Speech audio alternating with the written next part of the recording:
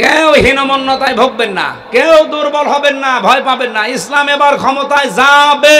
আপনি দেখেন না ডাকসুর নির্বাচন, একজন পেয়েছে 17,000 ভোট আর একজন পেয়েছে 3,000 ভোট। এখনো সত্যতা যাচাই করতে পারিনি। আসার সময় দেখছিলাম, আমার মনে হয় 12টার পরে ওটা ফাইনাল ঘোষণা আসবে। ঢাকা থেকে শুরু করে সারা বাংলাদেশে শুধু একটাই আওয়াজ হবে, নারায়ে তাকবীর। জবান খুলে বলেন লিল্লাহে তাকবীর। এটা শুনতে চান না এবার, নাকি শুনবেন ওইটা আবার? না, আমরা মুসলমানের এই দেশে আর কোন তাকবীর শুনতে চাই না। যদি তাকবীর শুনতেই হয়, লিল্লাহে তাকবীর। মন থেকে বলবেন, হার্টের রোগ থাকলে ভালো হয়ে যাবে। এই যে নির্বাচন চলছে ডাকসুতে, এমন এমন দোষ এক একজনের উপরে দিচ্ছে এক একজন, অথচ ওই দোষ তার ভেতরে নেই। শুধু রাজনৈতিক প্রতিহিংসার কারণে এই দোষগুলো অনেকের উপরে চাপানো হচ্ছে।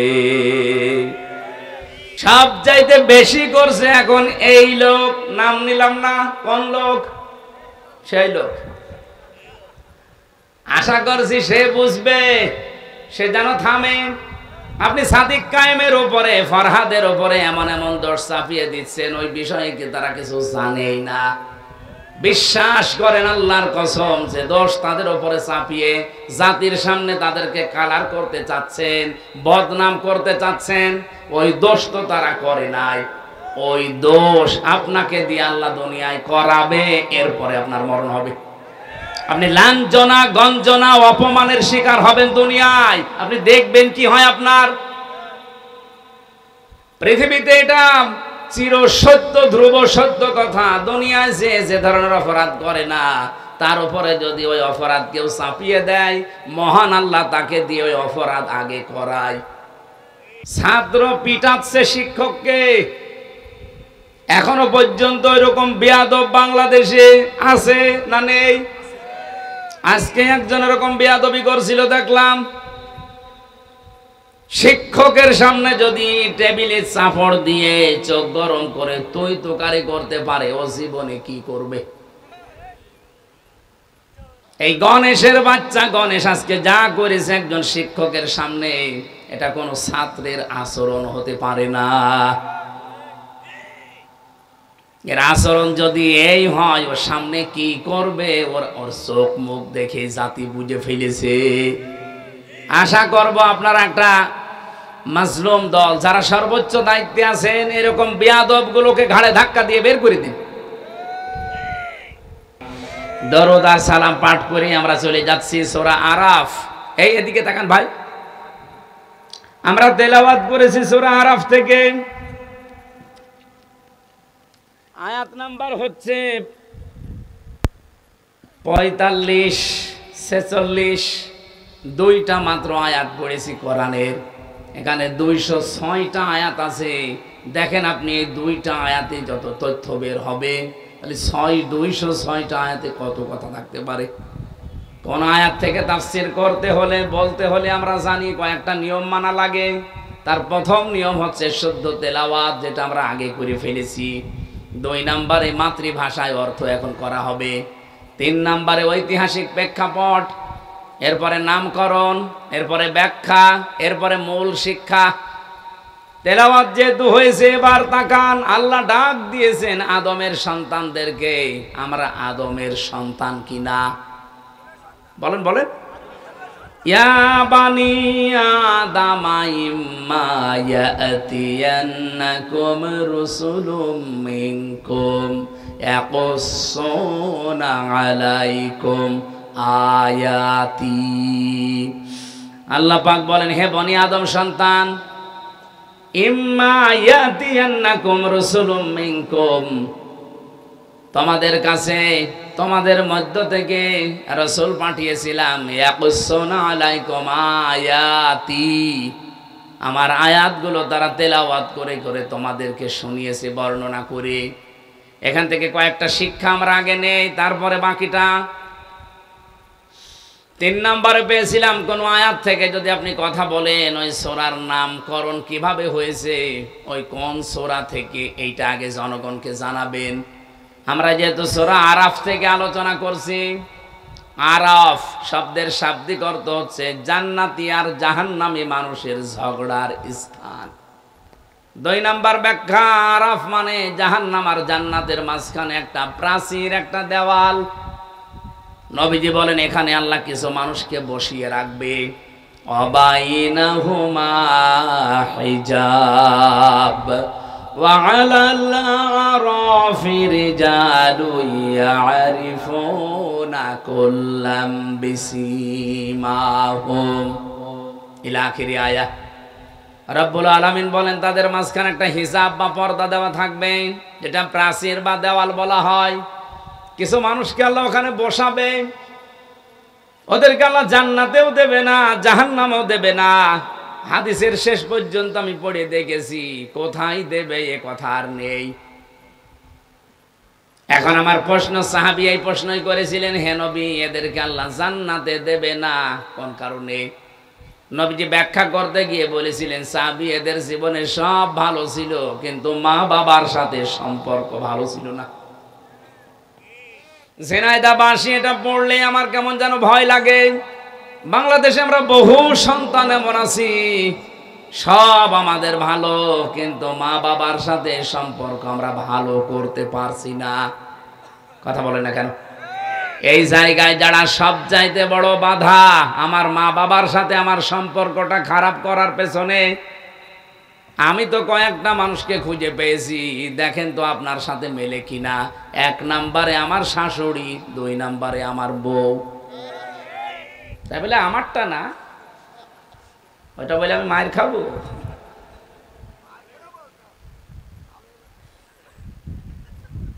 সেদিন একটা বৃদ্ধাশ্রমে ঢুকেছিলাম, ওই যে নীলফামারী কিশোরগঞ্জ থানায়। ঢোকার পরে আমাকে বলছে, হুজুর দেখেন তো, যে দেখি এই পাশে 25 জন মা, এই পাশে 25 জন বাবা বসে আছে। আমার দেখে হাও মাও করে সব কাঁদতেছে, যার কাছে যায় সেই হাত ধরে কাঁদে। বয়স হয়ে গেছে প্রায় 70, 80, 90 এরকম। একজনকে জিজ্ঞাসা করলাম, কি বাড়ি কোথায়, ছেলে মেয়ে কয়টা? বলছে আমার 3টা ছেলে মেয়ে, 2টা থাকে একটা বাইরের দেশে লন্ডনে আমেরিকায়, আর একটা মেয়ে থাকে অস্ট্রেলিয়ায়। আপনি এখানে? ওরা দেশে ছিল, কিন্তু ওদের স্ত্রীর কারণে আমাকে ঘরে রাখতে পারে নাই। ওরা 2 জন বৌমা আধুনিক, তারা বলেছে এই বুড়ি বাড়ি থাকলে তোমাদের কাছে আমরা থাকবো না। শেষ পর্যন্ত ছেলেরা আর মেয়ে মিলে আমাকে রেখে গেছে এই বৃদ্ধাশ্রমে। খুব কষ্ট হয় মাঝে মাঝে ওই নাতিদের কথা মনে উঠলে। এই বয়সটা একটু নাতি নাতর যারা থাকবে তাদের নিয়ে একটু খেলাধুলা আনন্দ করব, অথচ এই নিঃসঙ্গ জীবনে পড়ে আছি। এখন শুধু গণনা করছে আল্লাহ কবে আজরাইল পাঠাবে। এই মেয়েটা যাদের দোষ দিল, আমি তো শুধুমাত্র এই মেয়েটা দিয়েছে দোষ তা বলছি না, বাস্তবে এটা হচ্ছে কিনা বলেন তো? যে মা বাবা এত কষ্ট করে আপনাকে এই 25 বছর 30 বছর পর্যন্ত লালন পালন করেছে, অথচ সেই মা বাবাকে বিয়ের কিছুদিন পরে আমরা অনেকে আলাদা করে দেই, বৃদ্ধাশ্রমে রেখে আসি, এমনকি পালাপালি করে খাওয়াই।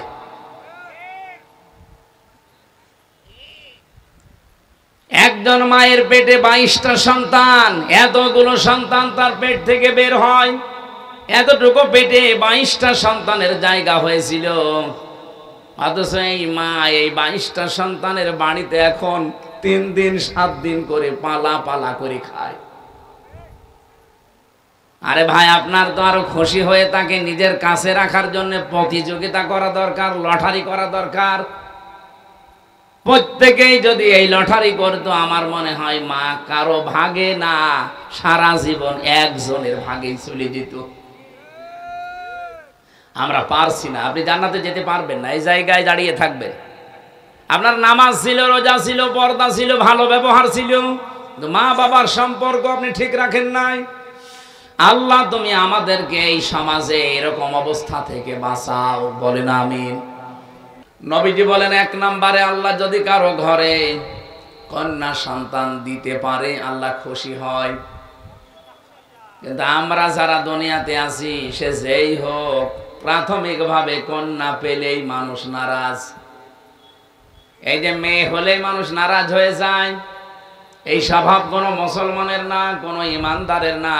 ওয়া ইযা বুশিরা আহাদুহুম বিল উনসা যাল্লা ওয়াজহুহু মুসওয়াদ্দাও ওয়া হুয়া কাযীম। সূরা নাহলের ভেতরে এসেছে, আল্লাহ বলেন যখন আপনি কন্যা হয়েছে এই সংবাদ দেবেন, কাফের যারা তাদের মুখ কালো হয়ে যাবে। আরে কন্যা হয়েছে কথা বললে মুখ কালো হয় কাদের? আর বাংলাদেশে কালো হয় কাদের?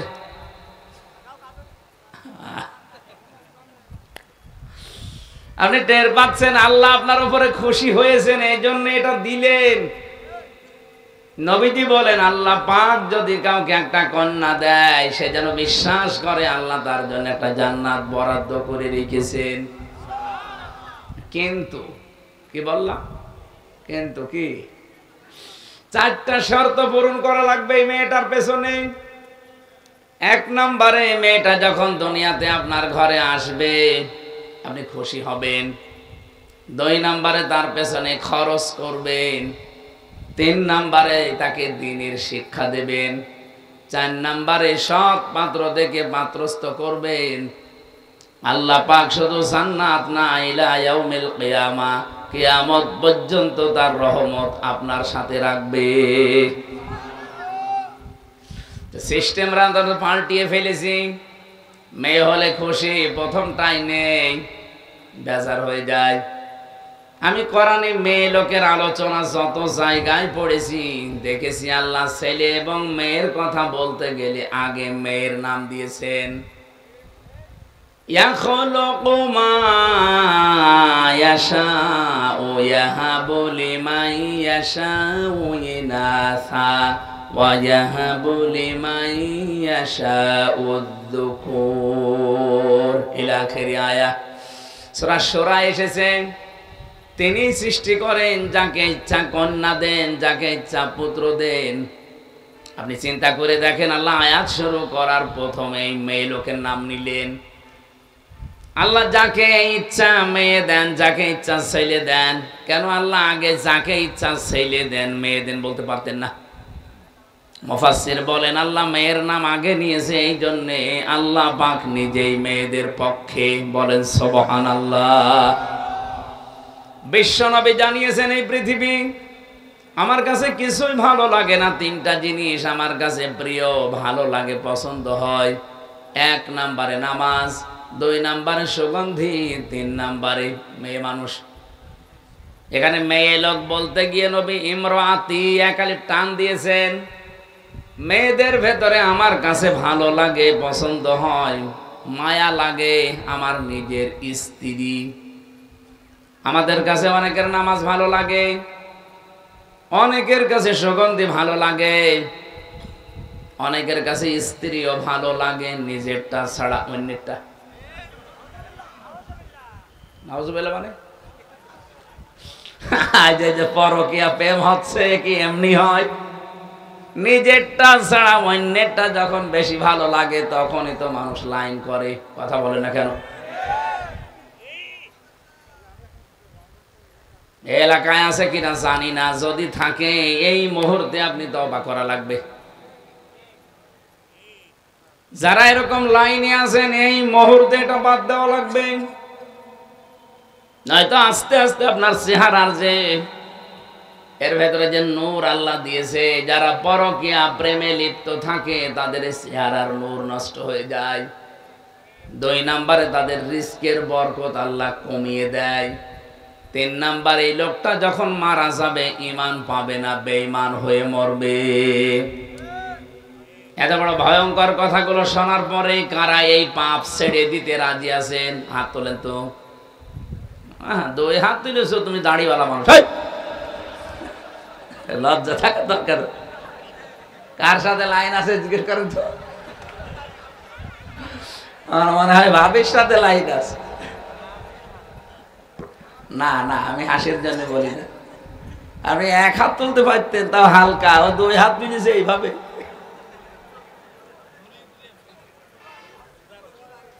যদি কেউ থেকে থাকেন আশা করছি ওনার মতো ছেড়ে দেবেন। বিশ্বনবী জানিয়েছেন কোন ঘরে যদি একটা আল্লাহওয়ালা মেয়ে লোক থাকে, ওই বাড়িওয়ালা যেন বিশ্বাস করে জান্নাতের একটা টুকরা আল্লাহ তাকে দিয়েছে। এখানে যারা বাবা আছি, মেয়ের বাবা, এই যে চারটা কথা বললাম, যেটা করলে কিয়ামত পর্যন্ত শুধু ইলা ইয়াউমি, ইলা দুনিয়া পর্যন্ত নবী দেননি, ইলা ইয়াউমিল কিয়ামাহ, কিয়ামত পর্যন্ত আল্লাহর দয়া রহমত তার উপরে থাকবে। তাহলে 1 নম্বরে আপনি খুশি হবেন, 2 নম্বরে তার পেছনে আপনি খরচ করবেন সাধ্য মতো, 3 নম্বরে তাকে দিন শেখাবেন, 4 নম্বরে তাকে সৎ পাত্র দেখে পাত্রস্থ করবেন। যদিও বাংলাদেশে মেয়েদের বিবাহের বয়স ধরা হয় 18 বছর, কিন্তু কোরআন হাদিস অনুযায়ী মেয়েদের বিবাহের বয়স ধরা হবে যেই দিন তার শরীর খারাপ হবে ওই দিন থেকে। এটা 10 বছরে, 12 বছরে, 15 বছরে, 18 বছরে হতে পারে। সম্মানিতা মা বোন যারা বসে আছেন, এখানে একটা মাসলা বলি, অনেকেই বেহুশ আছেন, এ বিষয়ে কোনো খবর নেই, হুঁশ নেই। নামাজ কিন্তু ফরজ, রোজা কিন্তু ফরজ। অনেকে হেলায় খেলায় নষ্ট করে নামাজও শুরু করে, রোজাও রাখে, কিন্তু একেবারে মধ্যম বয়সে না। মেয়েদের যেই দিন শরীর খারাপ হবে ওই দিনের পর থেকেই পবিত্র হয়ে তার নামাজ যে আরম্ভ হয়ে গেল জীবনে, রোজা যে আরম্ভ হয়ে গেল, কোনোদিন সে আর এগুলো ছাড়তে পারবে না। শুধু মাসে 3 দিন, 5 দিন, 7 দিন, 10 দিন বাদ দিয়ে ওর জীবনে নামাজও বাদ নেই, রোজাও বাদ নেই। কথা বোঝা গেছে? এই মাসলাটা যারা জানতেন না আজকে থেকে আমল করবেন। আপনার মেয়ে যদি 10 বছরে বা 12 বছরে, 15 বছরে শরীর খারাপ হয়েছে, আপনার স্ত্রী তো জানে, ওর পরে কোনোদিন যেন এই মেয়েটা আর ফরজ নামাজ বাদ দিতে না পারে। যদি হেলায় খেলায় নষ্ট হয়ে যায়, আপনার আমল নামায় কবিরা গুনাহ উঠতে থাকবে। এই যে নামাজ পড়লো না আপনার এই মেয়েটা, বালেগা হওয়ার পরেও কিয়ামতের দিন এই মেয়েটাকে যখন সর্বপ্রথম আল্লাহ তুলবে, আপনারা জানেন সবাই, আউয়ালু মা ইউহাসাবু বিহিল আবদু ইয়াউমাল কিয়ামাতিস সালাহ। কিয়ামতের দিন আল্লাহ তার সামনে দাঁড় করিয়ে সর্বপ্রথম নামাজের হিসাব নেবেন। এই মেয়েটাকে যখন জিজ্ঞাসা করবে, তোমার শরীর খারাপ হয়েছিল 13 বছর বয়সে, আর নামাজ আরম্ভ করেছো 20 বছর বয়সে, এই 7টা বছর যে নামাজ পড়ো নাই, কার আন্ডারে ছিলে? এই মেয়েটা নির্দ্বিধায় ওই দিন কিন্তু আপনার দোষ দেবে। কথা বলেন না কেন? নির্দ্বিধায় বলবে, ওয়াকালাল্লাযীনা কাফারু রব্বানা আরিনাল্লাযাইনি আযাল্লানা মিনাল জিন্নি ওয়াল ইনস নাজআলুহুমা তাহতা আকদামিনা লিয়াকুনা মিনাল আসফালিন। সূরা হামিম সাজদার 29 নম্বর আয়াতে এসেছে, রব্বুল আলামিন বলেন, কাফেরেরা ওই দিন বলবে, রব্বানা, হে আমাদের প্রতিপালক, আরিনা, আমাদেরকে দেখান, আদাল্লানা মিনাল জিন্নি ওয়াল ইনস, ওই সমস্ত জিন আর মানুষদের যারা দুনিয়াতে আমাদেরকে পথভ্রষ্ট করেছিল, তারা নিজেরা হেদায়ের উপরে চলতো, আমাদেরকে চালাতো না, ওদেরকে ডাক দেন। এখানে ডাক দেন বলতে ডাক দেওয়া হবে সর্বপ্রথম তার গার্জিয়ান, মা আর বাবা, বড় ভাই, এদেরকে। রাব্বুল আলামিন ব্যাখ্যা দিচ্ছেন নিজে কিভাবে এই সন্তানটা মাকে আর বাবাকে দেখার পরে বলবে, কাছে আসেন। নাজআলহুমা তাহতা আকদামিনা, আল্লাহ কদম দিতে পারতেন, আকদাম বহু বচন দিয়েছেন। আপনার এই আদরের মেয়েটা, আপনার আদরের ছেলে আপনাকে ডাক দিয়ে নিচে ফেলবে আর মুখের উপরে জোড়া লাথি দেবে। আপনার মেয়ের বয়স এখন 17 বছর, আমার জাদু ঘুমাচ্ছে, ঘুমা করে, নামাজে দরকার নেই এখন, অথচ এই জাদু আপনার মুখে জোড়া লাথি মারবে। আমি এটা বানালাম না, বলেন? এখানে হাজারো মানুষ আমরা এরকম চরিত্রের আছি।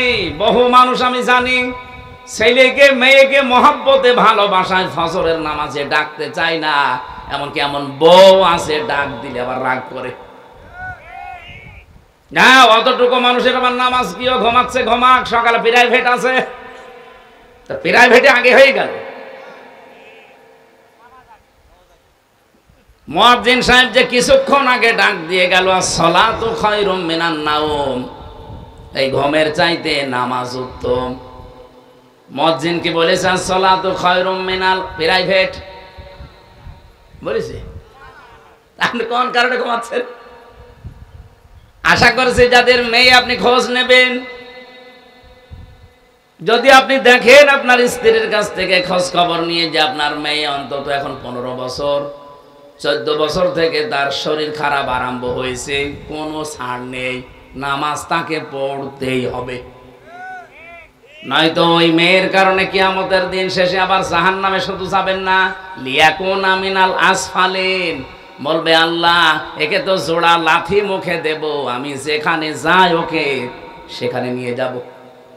আসফালা সাফিলিন ইসমে তাফজিলের সিগা, এত নিচে জাহান্নামে নিয়ে যাব যার নিচে আর কেউ যায় না। কে বলবে এটা? আপনার আদরের এই 14 বছরের মেয়েটা। বলেন নাউজুবিল্লাহ। নবীজি এজন্যই জানিয়েছেন মেয়ে যখন আসবে খুশি হবা, কারণ 4 জন ফেরেশতার সঙ্গে সঙ্গে ওই ঘরের ভেতরে এসে বলে এই দুর্বল দেহটা একটা দুর্বল দেহ থেকে বের হয়ে এসেছে, এই মেয়েটাকে যা আদর করবে, দিন শেখাবে, সৎ পাত্রে পাত্রস্থ করতে পারবে, কিয়ামত পর্যন্ত আল্লাহর রহমতের ফেরেশতাদের দোয়া তার সাথে থাকবে। এই জন্য আল্লাহ কোনো বাড়িতে যদি মেয়ে দেয় আল্লাহ খুশি। আল্লাহ বলেন আমি আরেকটু যখন খুশি হয় ওই বান্দার উপরে, তখন তাকে রোগ আর ব্যাধি দেই, অথচ এইটা পেলে আমরা নারাজ। আপনি কি জানেন আপনার শরীরে ফোট বের হয়? এই ফোট বের হওয়ার কারণে আপনার পাপ মাফ হয়। শরীর যে গরম হয়, জ্বর হয়, এই জ্বরের কারণে আপনার গুনাহ মাফ হয়ে যায়। আপনি হোঁচট খেয়েছেন, একটু ব্যথা লেগেছে, রক্ত বের হয়ে গেছে, যা পেয়েছেন কষ্টটা, এর কারণে আপনার একটা পাপ মাফ হয়ে গেছে।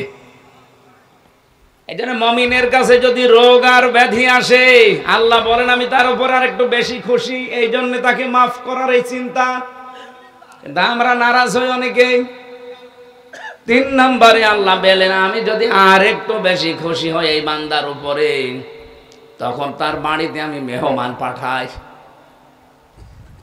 কিন্তু এখানে আমরা যারা আছি, যে আছি না কেন, মানুষের যে আচরণ স্বভাব সুলভ, মেহমান দেখলে খুশি হওয়া দূরের কথা, অধিকাংশ মানুষ নারাজ।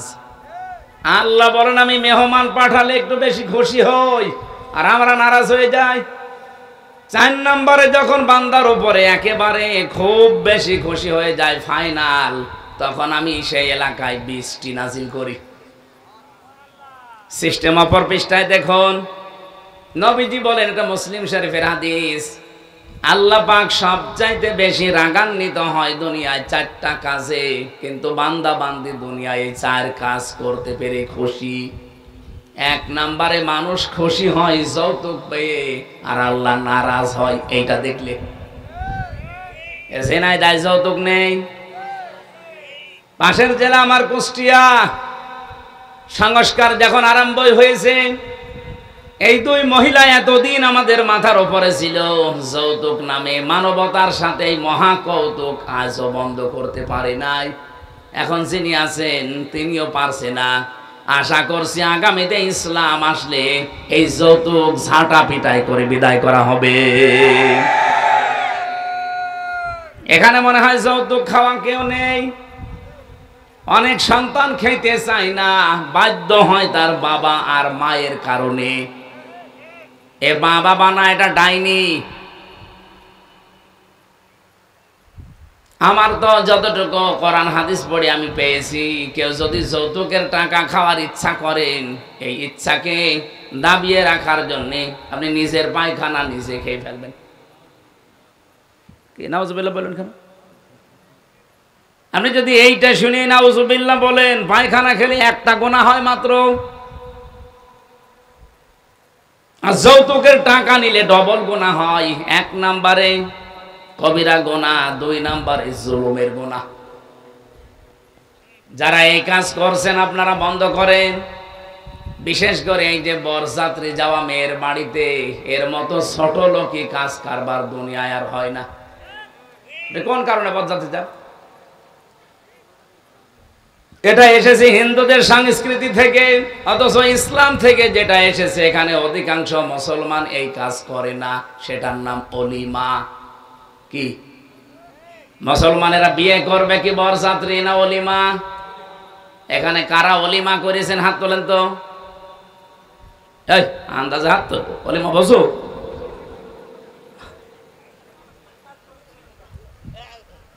না, এই যে হাত তুলেছে এর কি এখনো বিয়ে হয়েছে নাকি অলিমা বসেও? অলিমা কি ছেলের বাড়ি হয় না মেয়ের বাড়ি? হ্যাঁ, আর বরযাত্রী নিয়ে যায় কার বাড়ি? যেহেতু ইসলামে এটা নেই, আজকে থেকে এই সংস্কার ঝিনাইদহ জেলা থেকে আরম্ভ হবে ইনশাআল্লাহ। এটা বাকি 63 জেলায় ছড়িয়ে যাবে। এটা রেকর্ড হচ্ছে। আমরা আজকে থেকে এই মুহূর্তে সিদ্ধান্ত নিয়ে নিলাম, জীবনে কোনোদিন আর বরযাত্রীর দাওয়াত পেলে যাব না। কারা যাবেন না হাত তোলেন তো বরযাত্রী জীবনে? আর অনেকে হাত তুলছে না, ধান্দায় আছে। এই আমি কি হাদিস কোরআন বানাচ্ছি? আপনি যদি কোরআনের কথা হাদিসের কথা শুনেও না মানে, তো আপনার এখানে আসার দরকার কি? বলেন, আপনাকে বলা লাগবে জীবনে কোনোদিন আর বরযাত্রী খাইতে যাব না, দাওয়াত পেলেও যাব না। বলবো না অলিমা দাওয়াত দেন যাব। কারা কারা বরযাত্রী যাবেন না হাত তোলেন। হ্যাঁ তোলেন, তাড়াতাড়ি তোলেন। বরযাত্রী খাওয়াচ্ছে। বারবার এত করে বলছি, কারণ আছে, কারণ আমার 3টা মেয়ে, ছেলে নেই, আমার বাসা লাগবে না। না, যদিও আমি বানিয়ে বলছি না, এটা হাদিস কোরআন, কিন্তু আমরা মেনে নিতে চাই। ভাই, আল্লাহ আমাকে দেয়নি ছেলে, মেয়ে দিয়েছে, কিন্তু যৌতুকের টাকা নেওয়া। আল্লাহ পাক বলেন, আমি যদি আর একটু বেশি রেগে যাই কারো উপরে, আমি তখন দেখি এই লোকটা গীবতে লিপ্ত। তার মানে আল্লাহ পাক বেশি রেগে যান মানুষকে গীবত করতে দেখলে। অথচ বাস্তবতায় দেখলাম এখনো চলছে বাংলাদেশে গীবত। দূরের কথা, গীবতের উপরের আরেকটা পাপ আছে, তার নাম তোহমত। সেইটা এই দেশে সবচাইতে বেশি হচ্ছে। গীবত বলা হয় কাকে? কারো ভেতরে কোনো দোষ আছে, ওই দোষের কথা যদি তার অনগাছরে বলেন, সে যদি রাগ করে শুনলে, এইটার নাম গীবত। আর এইটার উপরে আরেকটা পাপ আছে, তার নাম তোহমত। ওইটা কি? আপনি আন্দাজে একজনের উপরে কোনো দোষ চাপিয়ে দিলেন, অথচ ওই লোকটা ওই দোষ করে নাই। ওইটার কারণে সে জাতির কাছে কালার হয়ে গেল, একটা বদনাম হয়ে গেল তার। এরকম দোষ তো দেশে নেই। এই যে নির্বাচন চলছে ডাকসুতে, এমন এমন দোষ এক একজনের উপরে দিচ্ছে এক একজন, অথচ ওই দোষ তার ভেতরে নেই। শুধু রাজনৈতিক প্রতিহিংসার কারণে এই দোষগুলো অনেকের উপরে চাপানো হচ্ছে। কোরআনে কারীম জানিয়েছে, ওয়ামাইয়া কাসাবা খাতিয়াতান আও ইসমান সুম্মা ইয়ারমি বিহি বারিআন ফাকাদ ইহতামালা বুহতানা ওয়া ইসমান মুবিনা। সূরা নিসা 112 নম্বর আয়াতে আছে, রব্বুল আলামিন বলেন, দুনিয়ায় বহু মানুষ এমন আছে নিজে অন্যায় করে, নিজে অপরাধমূলক কাজগুলো করে বেড়ায়, আর এই কাজটা যখন হয়ে যায় তখন একটা নিরপরাধ মানুষের উপরে দোষটা চাপিয়ে নিজে সাধু সাজে। এটা সবচাইতে বেশি করছে, এখন আমি নাম নিলাম না, সেই লোক কে?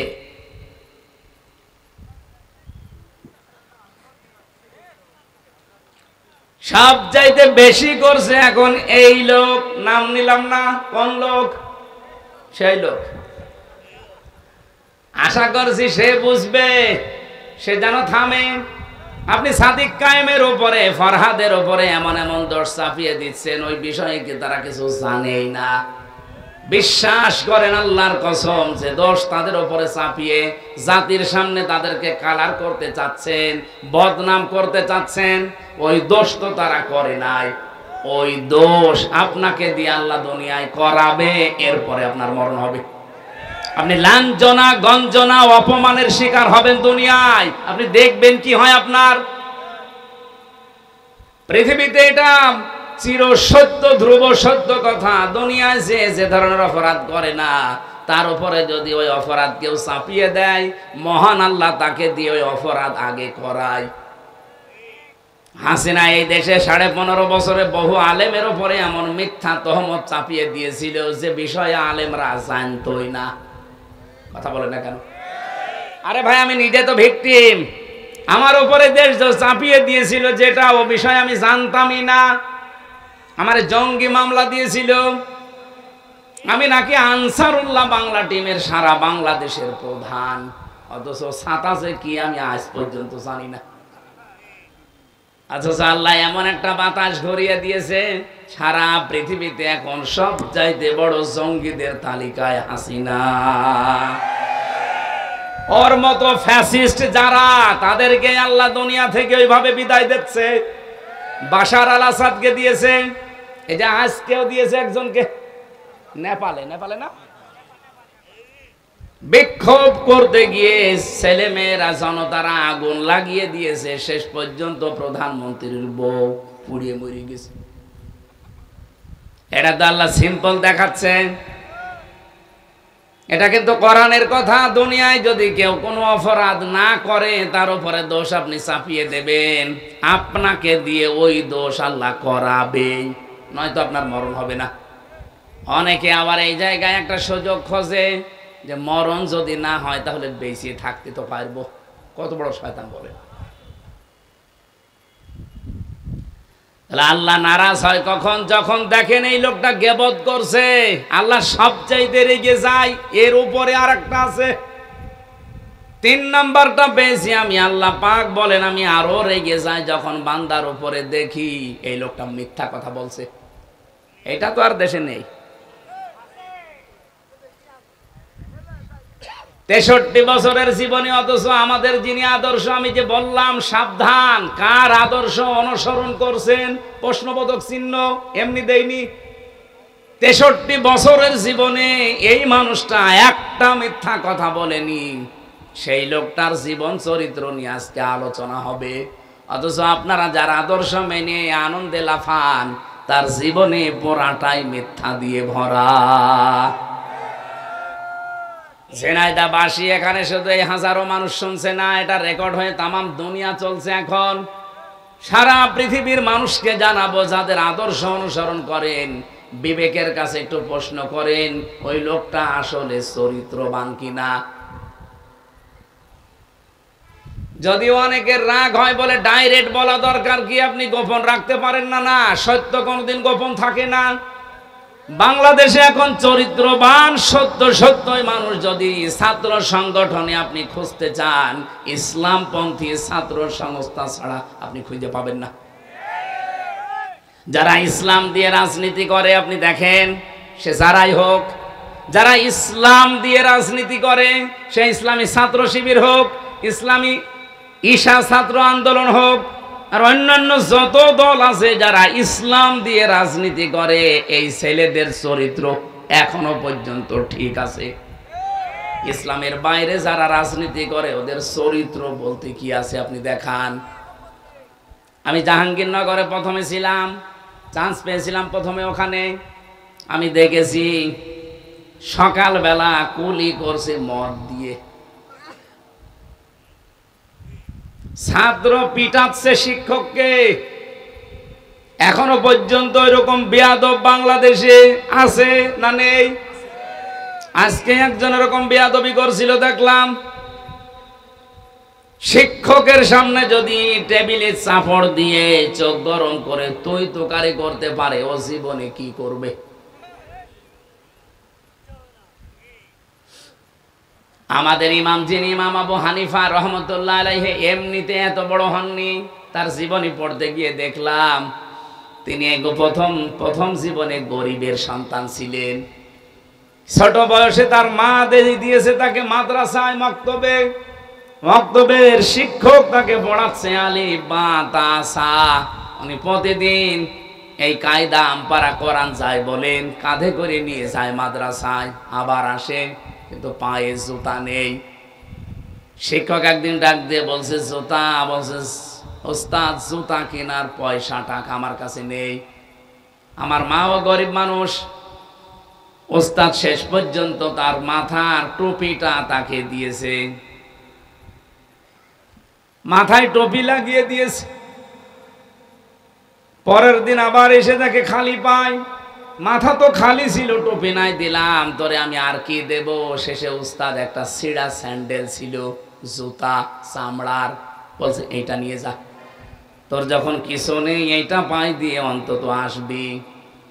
আল্লাহর বান্দা নোমান বিন সাবেত, যাকে আমরা ইমাম আবু হানিফা রহমতুল্লাহ আলাইহি বলি, বাড়িতে যাবার পরে তিনি পানি গরম করার পরে ওর ভেতরে ওই চামড়ার মোজা ছেড়ে দিয়েছে। জুতাটা ছেড়ে দেওয়ার পরে গরম পানিতে ওই যে মাঝখান থেকে যে চামড়াটা বের হয়, সতীর মতো দেখতে, চামড়ার মতো, ওইটা দিয়ে উনি সেলাই করেছে, মাকে দিয়ে উনি টুপি বানিয়েছে। পরের দিন যখন আসে তাকে খালি পায়। ওস্তাদ রেগে গেছে, তোরে দিলাম আমি স্যান্ডেল বা জুতা, পায়ে না দিয়ে খালি পায় কেন? ইমাম আবু হানিফা কেঁদে ফেলেছে, ডাক দিয়ে বলে ওস্তাদ আপনার পায়ে দেওয়া জিনিস আমি পায়ে দেব কি করে? আমি নিজে আমার মাকে দিয়ে পানি গরম করি, ওইটা এই যে কাপড়টা মাঝখানে ছিল ওইটা আমি এখন এই যে সেলাই করে টুপি বানিয়ে ফেলেছি। এলেম এমনি আসে আপনার কাছে? আমার এই ছোট্ট জীবনে আমি দেখেছি ওস্তাদ ওযু করছে, শিক্ষক ছাত্র পায়ে পানি ঢেলে দিচ্ছে, বয়স 7 বছর। আমি এইটাও দেখেছি বিশ্ববিদ্যালয়ে শিক্ষক ক্লাস নিচ্ছে, ছাত্র জুতা দিয়ে পিটাচ্ছে, বলছে শালা তোরে মেরেই ফেলবো। বাকিটার বললাম না। ছাত্র তো এইটাও ওইটাও, একটা মানুষ হচ্ছে আর একটা জানোয়ার হয়ে গেছে। জানোয়ার যেন আরো তৈরি হয়, সেজন্য গোপন ষড়যন্ত্রের ফাঁদ অনেকে বিছিয়েছে। এই জন্য ক্লাস 1 থেকে 5 পর্যন্ত গানের মাস্টার নিয়েছে, কিন্তু মাওলানা নেয়নি। আমরা চাই আগামী থেকে ডক্টর মোহাম্মদ ইউনূস আপনি যেই কয়দিনই আছেন একটা কিছু করে যান, যেন আপনি অমর হয়ে থাকতে পারেন। ফেব্রুয়ারির 12 তারিখে বলেছেন যে নির্বাচন দিয়ে আপনি বিদায় নেন, কিন্তু এমন একটা কাজ আপনি 92% মুসলমানের দেশে করে যান, এই দেশে আগামীতে কিয়ামত পর্যন্ত যত সন্তান আসবে তারা 5 পর্যন্ত পড়লেই যেন আলেম হয়ে যায়। একজন করে আলেম শিক্ষক নিয়োগ দেওয়ার পক্ষে আপনারা নেই? বলেন বলেন, দাবি আছে কার কার? এই দাবিটা আমার সাথে হাত তোলেন তো, লিল্লাহে তাকবীর। এটা শুধু ঝিনাইদহবাসীর দাবি না, সারা বাংলাদেশের 18 কোটি মানুষ, দল মত জাতি বর্ণ ধর্ম নির্বিশেষে সবার আহ্বান এটা। আশা করছে ডক্টর ইউনূস যাদের দায়িত্ব নিয়েছে তারা যেন এই পালস বুঝতে পারে। এটা একটা গভীর ষড়যন্ত্র। গানের মাস্টার নিয়োগ দিলেন, সেখানে টাকা লাগবে না। শরীর চর্চার মাস্টার নিয়োগ দিয়েছেন, টাকা লাগবে না। মুসলমানদের টাকা দিয়ে আপনি বেতন দেবেন গান শেখাতে, নাচ শেখাতে, শরীর চর্চা করতে। এই মুসলমানদের টাকা দিয়ে একজন আলেমকে রাখার ক্ষমতা আপনার হয় না। এমনিতেই ও মাস্টার্সে পড়ে শিক্ষক পিটাবে। আজকে এই গয়েশ চন্দ্র, কি ওর নাম? গয়েশ চন্দ্র, হ্যাঁ, গণেশ। এই গণেশের বাচ্চা গণেশ আজকে যা করেছে একজন শিক্ষকের সামনে, এটা কোনো ছাত্রের আচরণ হতে পারে না। এর আচরণ যদি এই হয়, ওর সামনে কি করবে ওর চোখ মুখ দেখে জাতি বুঝে ফেলেছে। আশা করব আপনারা একটা মাজলুম দল যারা সর্বোচ্চ দায়িত্বে আছেন, এরকম বেয়াদব গুলোকে ঘাড়ে ধাক্কা দিয়ে বের করে দিন।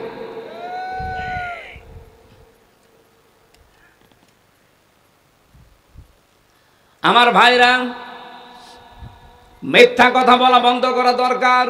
মিথ্যা সকল পাপের মা বা মূল। নবীজি বলেন, আল্লাহ যদি একেবারে সর্বশেষ ফাইনাল রেগে যায় কারো উপরে, যেই লোকটা সুদ খায়, জেনায় দেয়, সুদ নেই, আর ব্যাংকের মাধ্যমে ওগুলো তো আছে। এমনকি এই গ্রাম এলাকায় দেখি টাকা ছেড়ে রাখে, টাকা আসে 1000 টাকা দিয়ে রাখে, 100 টাকা করে বেশি দেয়। ও কিন্তু জানে এটা সুদ, ও জানে এটা মায়ের সাথে জেনা করার শামিল, তারপরও খায়। আল্লাহ সবচাইতে বেশি রেগে যায় এই জায়গায়। এমন রাগে আল্লাহ বলেন, ফাইল্লাম তাফআলু ফাআযানু বিহারবিম মিনাল্লাহি ওয়া রাসূলি। সুদের এই ঘোষণা শোনার পরও যদি কেউ ছেড়ে না দেয়, সে যেন আল্লাহ এবং রসুলের সাথে যুদ্ধ করার জন্য প্রস্তুতি নেয়। বলেন নাউজুবিল্লাহ। আমি ফাইনাল জানি না, তারপরও একটু আন্দাজে বলছি, এই এলাকায় যারা টাকা ছেড়ে রেখেছেন, টাকা আসে, এইরকম কোন মানুষ যদি এখানে এসে থাকেন, আপনি এই মুহূর্তে তওবা করেন। আপনি কিন্তু মায়ের সাথে জেনা করে এসেছেন, আবার সে করবেন। কত নিকৃষ্ট কথা আমি বলতাম না, হাদিস এসেছে জন্য বললাম। এরপরেও যদি আপনি সুদের এই টাকা ছেড়ে দিতে না পারেন, আপনার বিবেকে বাধা না দেয়, আপনি আজকে থেকে আর নামাজও পড়ার দরকার নেই। কারণ আপনি এমনিতেও জাহান্নামে যাবেন, অমনিতেও জাহান্নামে যাবেন। পরের এই শব্দটাকে আমি বানালাম, সূরা আলে ইমরানে আছে, যারা সুদ ছেড়ে দেয় না তাদের জন্য আমি আগুন তৈরি করে রাখলাম। বলেন নাউজুবিল্লাহ। আগুন কোথায় পাওয়া যায়? জাহান্নামে। বলেন বলেন। মুসলিম শরীফের যে হাদিসটা দিয়ে আরম্ভ করেছিলাম, 4টা কাজে আল্লাহ সব চাইতে বেশি খুশি, কিন্তু পৃথিবীর মানুষ নারাজ। আর 4টা কাজে আল্লাহ সব চাইতে বেশি নারাজ, পৃথিবীর মানুষ খুশি। আল্লাহ ওই 4টা কাজে আমাদেরকে পালন করার তৌফিক দেন। এই 4টা কাজ যেগুলো নারাজ, এগুলো জীবনের মতো ছেড়ে দেওয়ার সুযোগ দেন। বলেন আমিন। দরুদ আর সালাম পাঠ করে আমরা চলে যাচ্ছি সূরা আরাফ। এই এদিকে তাকান ভাই, আমরা তেলাওয়াত করেছি সূরা আরাফ থেকে। আয়াত নাম্বার হচ্ছে 45, 46। 2টা মাত্র আয়াত পড়েছি কোরআনের। এখানে 206টা আয়াত আছে। দেখেন আপনি এই 2টা আয়াতে যত তথ্য বের হবে, তাহলে 206টা আয়াতে কত কথা থাকতে পারে। কোন আয়াত থেকে তাফসীর করতে হলে, বলতে হলে আমরা জানি কয়েকটা নিয়ম মানা লাগে। তার প্রথম নিয়ম হচ্ছে শুদ্ধ তেলাওয়াত, যেটা আমরা আগে করে ফেলেছি। 2 নম্বরে মাতৃভাষায় অর্থ এখন করা হবে। 3 নম্বরে ঐতিহাসিক প্রেক্ষাপট, এরপরে নামকরণ, এরপরে ব্যাখ্যা, এরপরে মূল শিক্ষা। তেলাওয়াত যেহেতু হয়েছে, এবার তাকান, আল্লাহ ডাক দিয়েছেন আদমের সন্তানদেরকে। আমরা আদমের সন্তান কিনা? বলেন বলেন। ইয়া বানি আদামা ইম্মা ইয়াতিয়ান্নাকুম রুসুলুম মিনকুম ইয়াকুসসুনা আলাইকুম আয়াতি।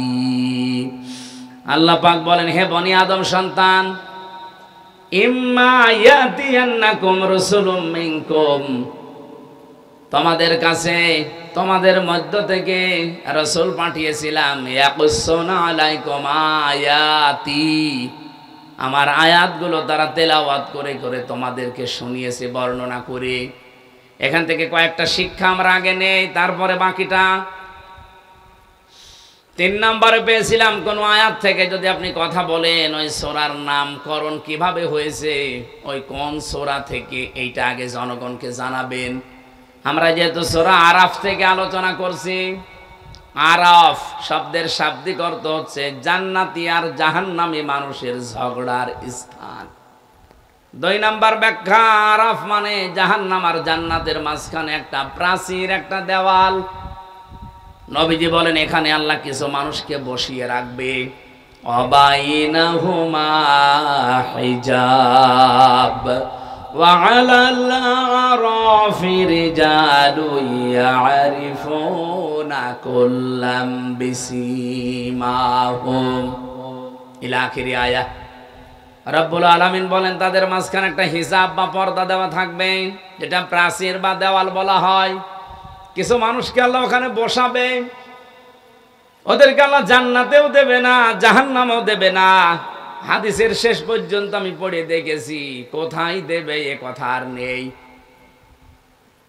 এখন আমার প্রশ্ন, সাহাবী এই প্রশ্নই করেছিলেন, হে নবী, এদেরকে আল্লাহ জান্নাতে দেবে না কোন কারণে? নবীজি ব্যাখ্যা করতে গিয়ে বলেছিলেন, সাহাবী, এদের জীবনে সব ভালো ছিল, কিন্তু মা বাবার সাথে সম্পর্ক ভালো ছিল না।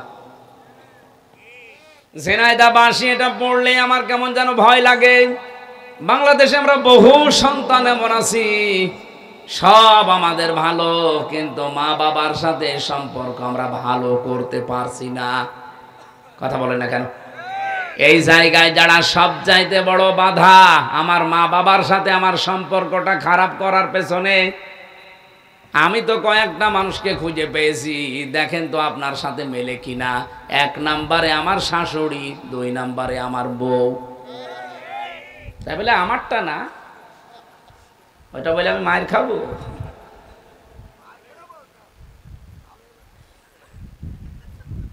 সেদিন একটা বৃদ্ধাশ্রমে ঢুকেছিলাম, ওই যে নীলফামারী কিশোরগঞ্জ থানায়। ঢোকার পরে আমাকে বলছে, হুজুর দেখেন তো, যে দেখি এই পাশে 25 জন মা, এই পাশে 25 জন বাবা বসে আছে। আমার দেখে হাও মাও করে সব কাঁদতেছে, যার কাছে যায় সেই হাত ধরে কাঁদে। বয়স হয়ে গেছে প্রায় 70, 80, 90 এরকম। একজনকে জিজ্ঞাসা করলাম, কি বাড়ি কোথায়, ছেলে মেয়ে কয়টা? বলছে আমার 3টা ছেলে মেয়ে, 2টা থাকে একটা বাইরের দেশে লন্ডনে আমেরিকায়, আর একটা মেয়ে থাকে অস্ট্রেলিয়ায়। আপনি এখানে?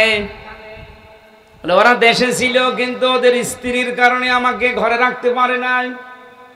ওরা 2 জন বৌমা আধুনিক, তারা বলেছে এই বুড়ি বাড়ি থাকলে তোমাদের কাছে আমরা থাকবো না। শেষ পর্যন্ত ছেলেরা আর মেয়ে মিলে আমাকে রেখে গেছে এই বৃদ্ধাশ্রমে। খুব কষ্ট হয় মাঝে মাঝে ওই নাতিদের কথা মনে উঠলে।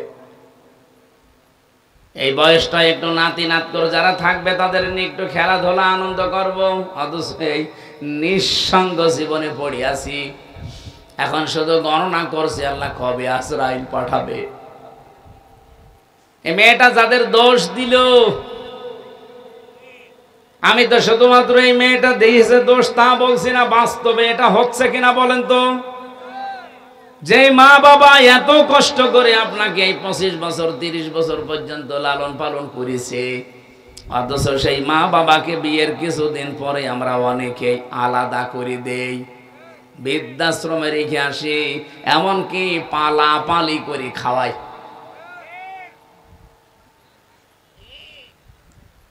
একজন মায়ের পেটে 22টা সন্তান, এতগুলো সন্তান তার পেট থেকে বের হয়, এতটুকু পেটে 22টা সন্তানের জায়গা হয়েছিল, অথচ এই মা এই 22টা সন্তানের বাড়িতে এখন 3 দিন 7 দিন করে পালা পালা করে খায়। আরে ভাই, আপনার তো আরো খুশি হয়ে তাকে নিজের কাছে রাখার জন্য প্রতিযোগিতা করা দরকার, লটারি করা দরকার। প্রত্যেকেই যদি এই লটারি করতো, আমার মনে হয় মা কারো ভাগে না, সারা জীবন একজনের ভাগেই চলে যেত। আমরা পারছি না। আপনি জান্নাতে যেতে পারবেন না, এই জায়গায় দাঁড়িয়ে থাকবেন। আপনার নামাজ ছিল, রোজা ছিল, পর্দা ছিল, ভালো ব্যবহার ছিল, কিন্তু মা বাবার সম্পর্ক আপনি ঠিক রাখেন নাই। আল্লাহ তুমি আমাদেরকে এই সমাজে এরকম অবস্থা থেকে বাঁচাও, বলেন আমিন। বিশ্বনবী বলেন এদেরকে আল্লাহ জান্নাতেও দেবে না। কোরআন শরীফে সবচাইতে বেশি যে আয়াতটা আমরা পড়ি, জানি, শুনি, তার নাম তা'মুরুনা বিল মারুফ তানহাউনা আনিল মুনকার। আল্লাহ বলেন ভালো কাজে আদেশ দাও, অন্যায় কাজে নিষেধ করো না। এটা বাংলা অর্থ হয়নি। তা'মুরুনা বিল মারুফ, তোমরা আদেশ করবা পরিচিত কাজের, তানহাউনা আনিল মুনকার, তোমরা অন্যায় কাজে বাধা দিবা, প্রতিবন্ধকতা সৃষ্টি করবা। বাংলার মুসলমানেরা কথা বললে শুধু রাজনীতি মনে হয় আপনার কাছে, কথা বললে আপনার কাছে ধান্দাবাজি মনে হয়। বলেন তো, 54 বছরে ভালো কাজ বলেন, পরিচিত কাজ বলেন যেগুলো, এগুলো কি আদেশের জায়গায় আছে? নেই। এটা অনুরোধের জায়গায় আমরা নিয়েছি। এটা যদি আদেশের জায়গায় রাখতাম, আল্লাহর কসম এই দেশে কেউ চাঁদাবাজি করে টিকে থাকতে পারতো না। এজন্য আহ্বান জানাচ্ছি, আশার সঞ্চার করতে চাই, যদি চাঁদাবাজ মুক্ত দেশ চান, যদি আগামীতে মিথ্যা মামলা, মিথ্যা সাক্ষী নিয়ে সারা জীবন জেলে থাকতে না চান, যা করেছেন করেছেন, ফিরে আসেন। বাংলাদেশ জামাত ইসলামীর পতাকা তলে ফিরে এসে দিনকে আজ বিজয় করে জায়গা মতো পৌঁছিয়ে দেন। কোনো দিন এই দেশে মিথ্যা মামলা, মিথ্যা সাক্ষী আপনার বিপক্ষে আর কেউ দেবে না। আমি গ্যারান্টি দিচ্ছি দেবে না। আপনি ইসলামকে জায়গা মতো একটু পৌঁছিয়ে দেন। 300 এমপি দেওয়া লাগবে না, মাত্র 151 জন এবার পাঠান। আমি তো সারা বাংলাদেশে স্পিকারই চালাচ্ছি যে 151 জন যদি সত্যি এবার কোরআন বুকে নিয়ে যেতে পারে, 5 বছর লাগবে না, মাত্র 2 বছরেই বাংলাদেশ মিনি জান্নাত হয়ে যাবে। কারণ কোন জায়গায় কোন ঔষধ দেওয়া লাগে এটা ভালো জানে কে? বলেন বলেন। চাঁদাবাজি করা, চাঁদাও থাকবে না, বাজিও থাকবে না। চুরি এমন ঔষধ আল্লাহ দিয়েছে, চোর পুরুষ হোক নারী হোক, যদি সাক্ষ্য প্রমাণে ধরা পড়ে কোনো বিচার লাগবে না, হাত কেটে দেন। এ বাংলাদেশে চোর মুক্তই করতে পারে না কেউ। বলে আমি চোরের খনি পেয়েছি। চোর মুক্ত বাংলাদেশ তৈরি করার জন্য একটা ফর্মুলা শুধু আমরা প্রয়োগ করব সামনে। বাংলাদেশে 5 বছর না, 2 দিনে চোর মুক্ত হয়ে যাবে। কারণ কোন জায়গায় দুর্বলতা, কোন ঔষধ দেওয়া লাগবে এটা ভালো জানে কে? বলেন তো। আহ্বান জানাচ্ছি, যদি নিরাপদ পৃথিবী পেতে চান, নিরাপত্তার সাথে বসবাস করে দুনিয়ার জীবন ত্যাগ করতে চান, আসেন আমরা এবার সব ভুলে ইসলামকে জায়গা মতো পৌঁছিয়ে দেই। যদি দিতে না পারেন আর নিরাপদে থাকতে পারবেন না, আপনিও ওলিউল্লাহ মুকাদ্দাসের মতো গুম হয়ে যাবেন। হ্যাঁ, কথা বলেন না কেন? ব্যারিস্টার আরমানের মতো গুম হয়ে থাকবেন 8 বছর। আমান আজমির মতো 10 বছর গুম হয়ে থাকবেন। সামনে পরিবেশ কিন্তু আসবে যদি ইসলাম না যায়। শুধু ঠিক ঠিক করে পর্যন্ত শেষ করে দেবেন না। এবার ময়দান আসতেছে, হয় বদরের ময়দান নাই উহুদের ময়দান। বদরের ময়দানে যুদ্ধ হয়েছিল নিজের আপন বাবার সাথে, আপন ছেলের, জামাইয়ের সাথে স্ত্রীর। এই কথা বলেন না কেন? এবারও সেই যুদ্ধের ময়দান আসতেছে শুধু ইসলামের জন্য। এবার দেখবেন আপনার বাবা আপনার বিরুদ্ধে চলে যেতে পারে, আপনার বউ আপনার বিরুদ্ধে চলে যেতে পারে, কিন্তু আমরা এবার ময়দানকে বদরের ময়দান মনে করব ইনশাআল্লাহ।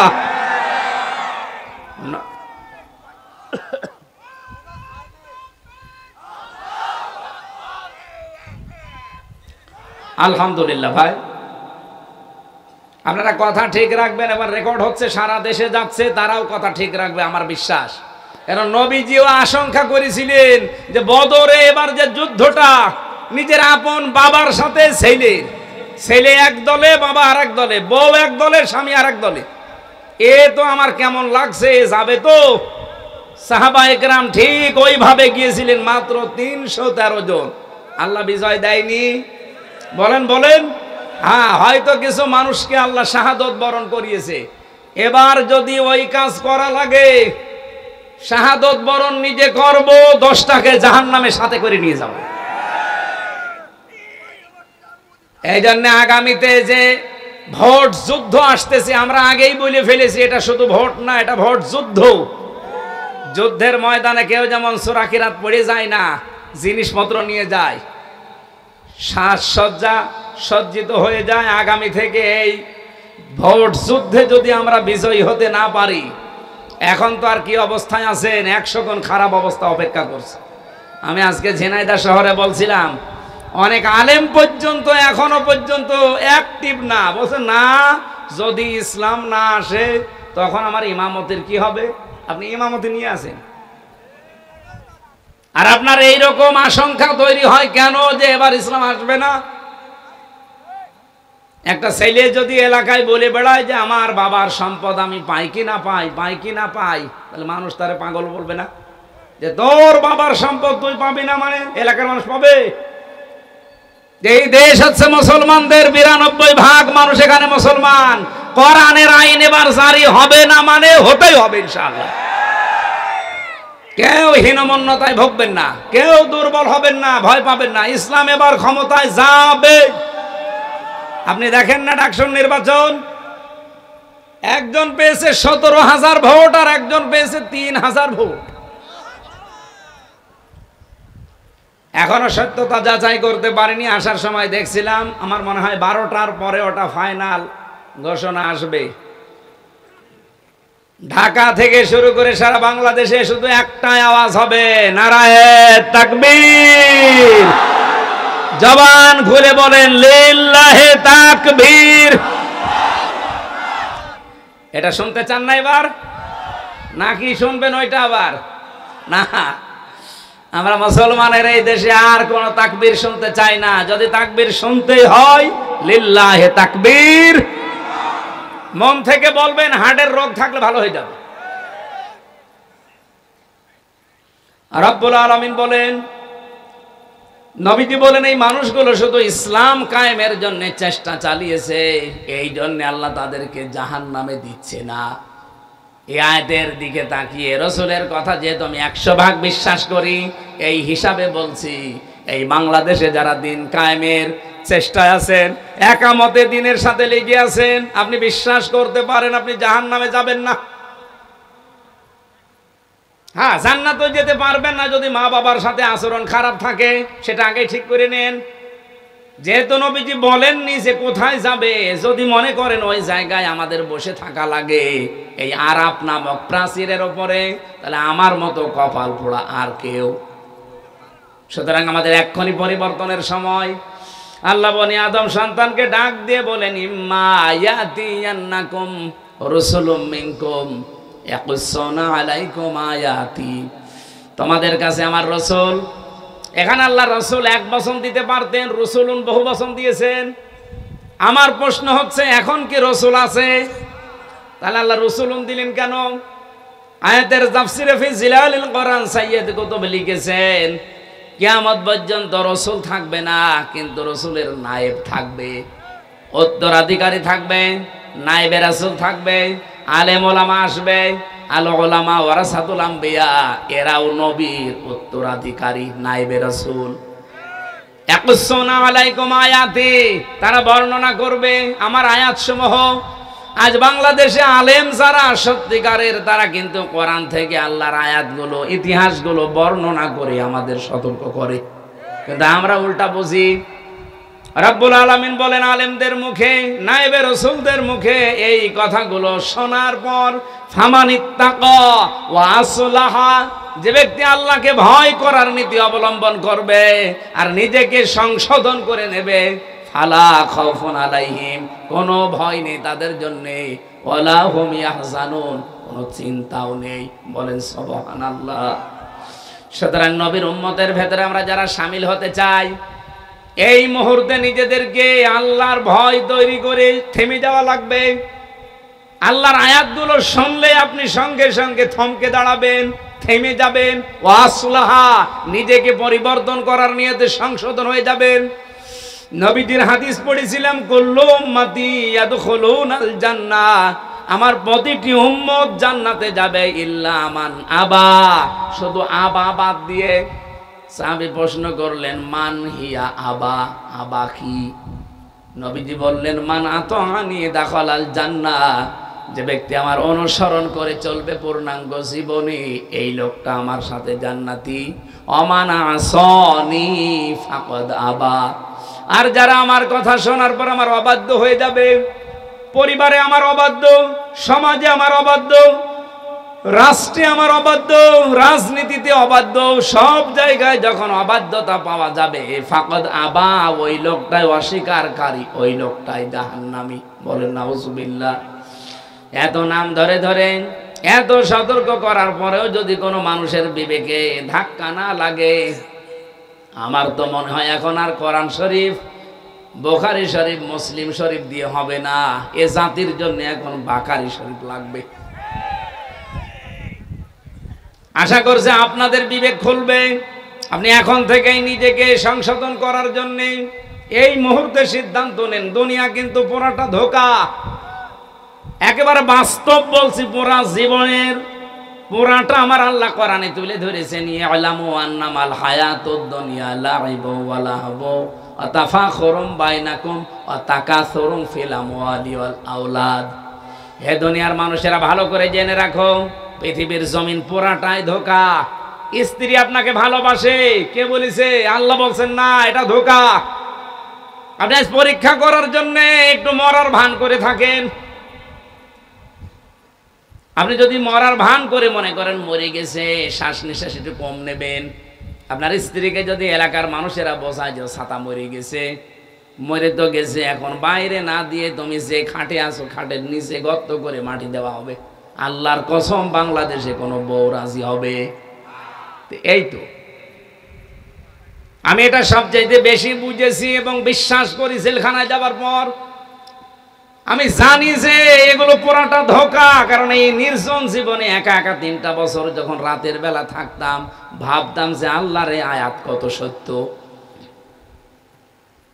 এজন্য দুনিয়ার এই সত্য জীবন যেহেতু ধোঁকা, আল্লাহর ভাষায় আমরা যেন এই ধোঁকায় পড়ে আমাদের বিশাল জীবন নষ্ট করে না ফেলি। এমনকি আমি নিজেও। আল্লাহ আমাকে আগে আমল করার তৌফিক দাও, বলেন আমিন।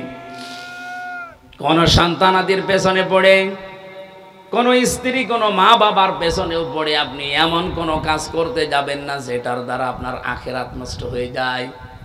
ইয়া আইয়ুহাল্লাযীনা আমানু লা তুলহিকুম আমওয়ালুকুম ওয়ালা আওলাদুকুম আন যিকরিল্লাহ।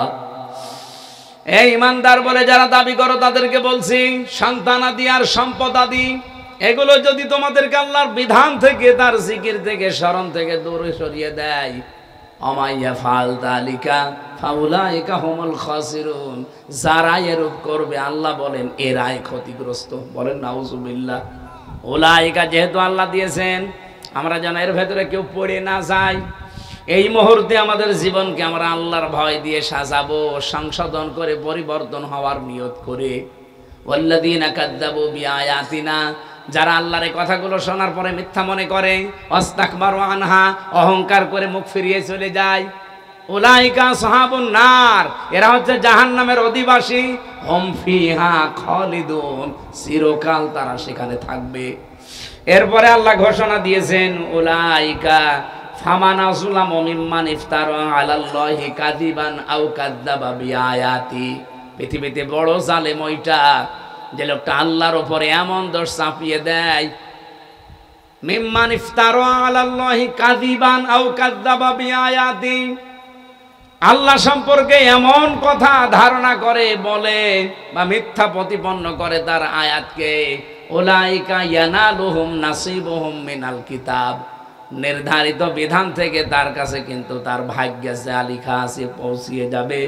হাত্তা ইযা জাতুহুম রুসুলুনা ইয়াতাওয়াফাউনাহুম, যখন তার কাছে মরণের ফেরেশতারা চলে আসবে, ক্বালু আইনা মা কুনতুম তাদউনা মিন দুনিল্লাহ, তারা বলবে কোথায় তোমাদের সেই সমস্ত ভগবান, নেতা, খোদা, যারা আল্লাহ বাদ দিয়ে যাদের উপরে ভরসা করেছিলে তাদেরকে নিয়ে আসো।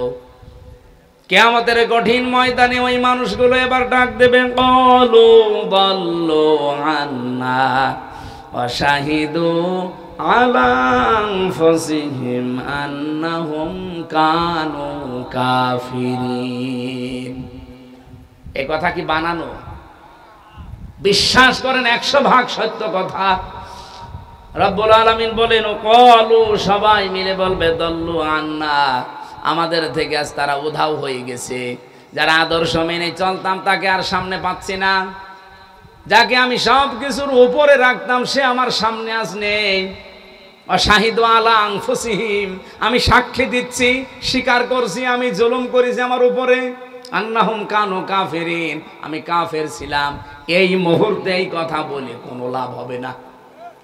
পরীক্ষা হয় আমার 1 থেকে মাস্টার্স পর্যন্ত পরীক্ষা দিয়েছি আমি, কোনো দিন প্রশ্নপত্র পরীক্ষার আগের দিন আমি পাইনি। অথচ আল্লাহ যে পরীক্ষা নেবে 1500 বছর আগেই প্রশ্নপত্র ফাঁস করে দিয়েছে। এরপরেও যদি আমরা কেউ ফেল করি, আদর্শ মানার ক্ষেত্রে কাকে অনুসরণ করছেন? যে লোকটা উদাও হয়ে যাবে মরণের পরে আপনার কাছ থেকে, এমন মানুষকে অনুসরণ করা দরকার। মরণের সময় যিনি শিহরে এসে বলবে, ভয় নেই উম্মত, আমি আসি তোরে জান্নাতে পৌঁছিয়ে দেব। আল্লাহ রাসূলুল্লাহকে অনুসরণ করার তৌফিক। যেহেতু মরণের পরেই কবরের ভেতরে তাকে দেখানো হবে মান হাজার রাজুল, এই লোকটা কে ছিল। আপনি যদি সত্যি তার আদর্শ মন থেকে মেনে চলতে পারেন, সঙ্গে সঙ্গে আপনার মুখ দিয়ে বের হয়ে যাবে হাদা নাবিয়ুনা মুহাম্মাদুর রাসূলুল্লাহ। বলেন আমিন, আল্লাহুম্মা আমিন। লা ইলাহা ইল্লা আনতা সুবহানাক ইন্নী কুনতু মিনাজ জালিমিন।